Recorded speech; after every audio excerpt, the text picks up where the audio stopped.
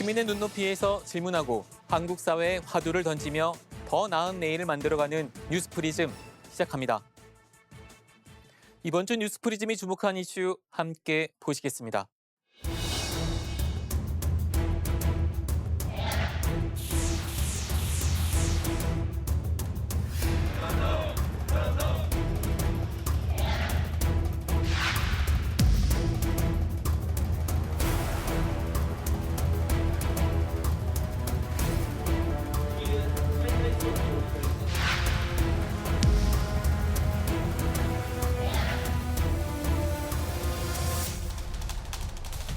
책임져라! 참난다! 저희는 이렇습니다.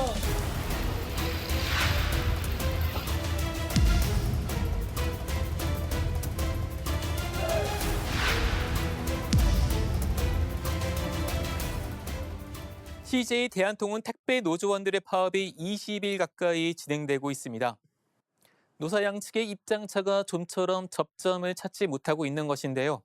이런 와중에 일부 소비자들과 소상공인들은 택배를 받지도 보내지도 못하는 피해를 보고 있습니다. 먼저 이동훈 기자입니다. 평소 온라인 쇼핑몰을 통해 생필품이나 옷을 자주 사는 박정수 씨. 각 쇼핑몰의 배송 조회란에는 발송이나 주문 완료란 표시만 있고 물건은 오지 않았습니다.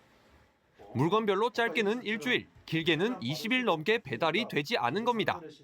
박 씨가 사는 지역이 CJ 대한통운 택배 파업으로 배송이 지연되는 곳 중 하나였기 때문이었습니다.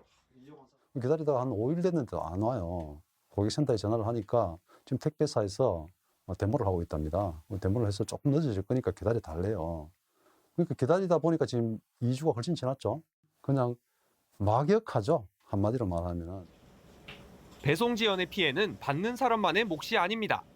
반려견용 식품 쇼핑몰을 운영하는 김재규 씨도 택배 파업 영향을 받는 지역으로 물건을 보내지 못해 물건들이 사무실에 쌓이고 있습니다. 20일이 넘게 걸려 반송된 물건들은 얼었다가 부서진 상태로 돌아와 팔 수 없는 상태가 돼버렸습니다. 배송을 위해선 다른 택배사를 이용할 수밖에 없는데 기존 배송 비용의 2배를 들이게 됐습니다. 김 씨가 가장 염려하는 부분은 고객 이탈입니다. 특히 다가올 설 대목을 놓칠까 우려하고 있습니다. 파업을 한 이후에 이제 매출은 체감적으로 한 30% 정도가 이제 주문량이 좀 떨어졌고요. 우선 가장 우려되는 부분은 벌써 2주가 지났기 때문에 파업한 지 이제 기존의 고객분들을 잃는 게 이제 가장 우려되고 있고요. 택배 노조는 지난달 28일 사측이 사회적 합의로 이뤄낸 부분들을 지키지 않는다고 주장하며 총파업에 들어갔습니다. 택배 요금 인상분의 대부분을 회사가 독식하고 있고 노동자들은 여전히 분류 작업에서 벗어나지 못하고 있다는 겁니다. CJ 대한통운 택배요금 인상분 중에 50% 이상을 가져간다고 탐욕에 미칠 줄을 멈추라고 사회적 비난이 제기되고 있습니다. 이 돈은 당연히 우리 택배 노동자들의 처우 개선에 써야 됩니다. 반면 CJ 대한통운은 사회적 합의를 이행하고 있다는 입장입니다. CJ 대한통운은 인상분의 50% 정도가 택배 기사에게 수수료로 배분되고 있다며 노동자 작업 환경 개선에 노력 중이라고 맞섰습니다. 파업이 장기화하면서 설 명절 배송 차질까지 우려되는 상황. 양측이 접점을 찾지 못하고 강대강으로 부딪히고 있는 가운데 애꿎은 소상공인들과 소비자들의 피해만 늘어가고 있습니다. 연합뉴스TV 이동훈입니다. 택배기사 과로 방지를 위한 사회적 합의기구의 2차 합의문 기억하시겠습니까? 정치권의 중재 속에서 택배비를 170원 인상하고 기사들을 분류 작업에서 제외하는 사회적 합의가 이루어졌는데요. CJ 택배 노사 갈등은 왜 또다시 불거진 것일까요? 장보경 기자입니다. 지난해 6월 택배기사 과로 방지 대책을 위한 사회적 합의기구는 2차 합의문을 도출해냅니다. 민주당 민생연석회의가 주축이 됐는데 택배비를 170원 올리고 올해부터 택배기사를 분류작업에서 제외하도록 하는 내용이 골자입니다. 택배요금 인상분이 분류인력 투입과 고용 산재보험 비용을 실제로 부담하는 주체에게 합리적으로 배분될 수 있도록 했습니다. 사회적 합의 도출과 더불어서 합의 정신을 이제부터는 잘 존중하고 이행해 가는 것이 핵심이고 저희도 점검하고 그로부터 약 6개월 뒤 민주노총 택배노조 CJ 대한통운 본부는 다시 총파업을 선언하며 거리로 나왔습니다. 택배 요금 인상분의 상당액을 회사가 독식하고 있다는 겁니다. 반면 CJ 대한통운은 요금 인상분의 50%가량이 기사에게 수수료로 배분되고 있다며 완전히 다른 입장을 보이고 있습니다. 합의 이행을 놓고도 노조는 잘 지켜지지 않는다고 성토하는 반면 회사 측은 국토부의 현장 실사를 먼저 요청하는 등 입장차가 첨예합니다. 결국 정부는 부처 합동조사단을 꾸려 사회적 합의 이행 불시 점검에 나서기로 한 상황. 2차 합의를 주도한 민주당 민생연석회의도 우선 합의 이행 점검 결과를 확인하고 대응한다는 입장입니다. 민생연석회의 측은 설 명절 전 회의가 열릴 수 있도록 일정을 조율 중이라고 밝혔습니다.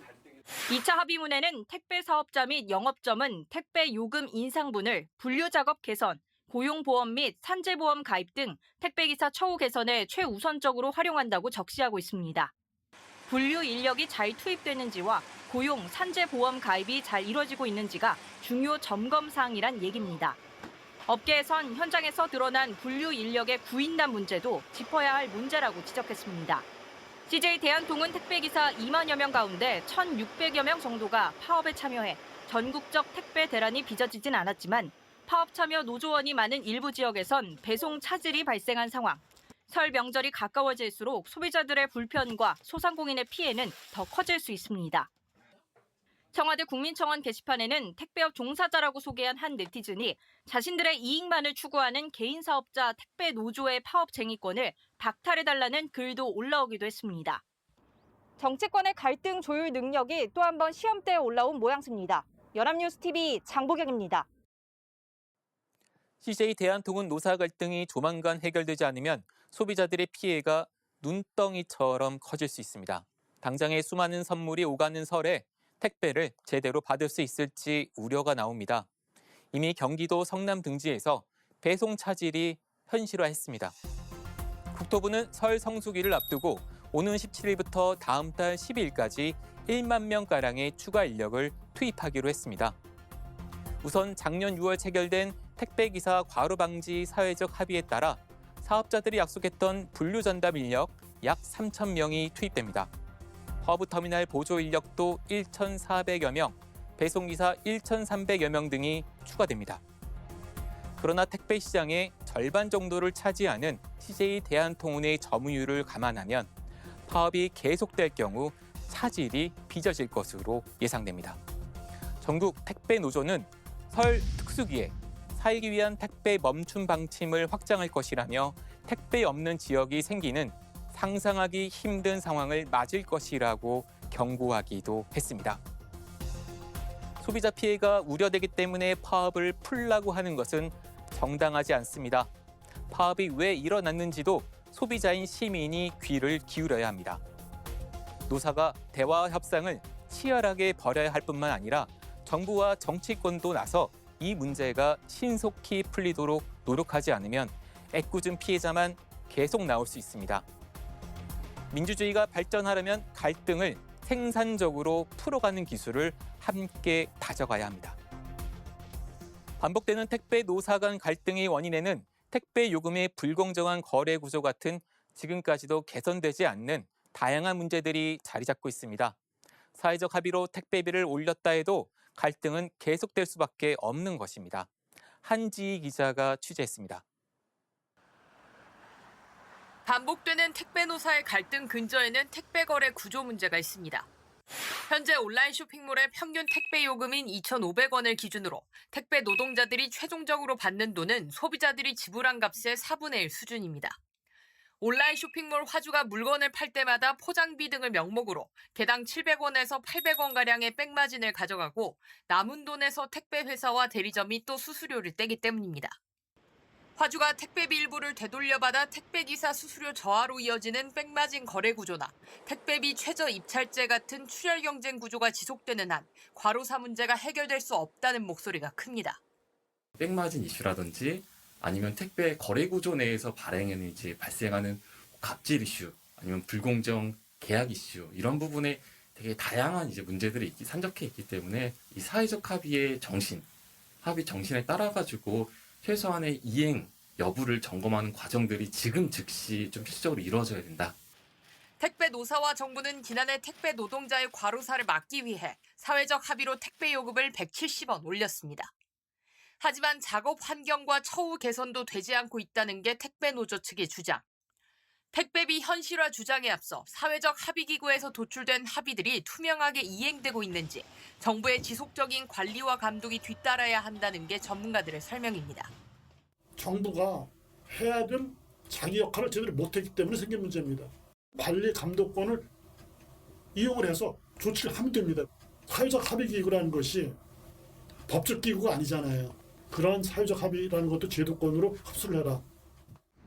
아울러 장기적인 관점으로 볼 때 주 7일 택배 서비스, 주 5일 근무로 노동 시스템을 바꾸고 지역 책임제에서 구역 책임제로 바꾸는 인력 구조 개편도 뒷받침되어야 한다고 조언했습니다. 택배 노사와 정부가 머리를 맞대고 사회적 합의를 이끌어냈다고 하지만 이익을 위한 입장 다툼은 더 심각해지고 있습니다. 택배업계의 고질적인 문제부터 손봐야 할 때입니다. 연합뉴스TV 한지입니다. 국토부는 이달 첫째 주부터 각 택배사 터미널별로 사회적 합의 이행 상황에 대한 실무 현장 조사를 진행했습니다. 또 이번 주부터는 민간 전문가와 고용노동부, 공정거래위원회가 참여하는 부처합동 조사단이 불시 점검을 수행했습니다. 이번 조사의 핵심은 과로사 합의기구에서 약속한 분류인력 배치 여부입니다. 이번 현장 조사와 불시 점검 결과가 총파업에 미칠 영향도 불가피해 보입니다. 앞서 택배노조와 CJ 대한통운 측은 모두 억울하다며 정부가 방관하지 말고 현장을 조사해서 상황을 책임 있게 중재해달라고 요청했습니다.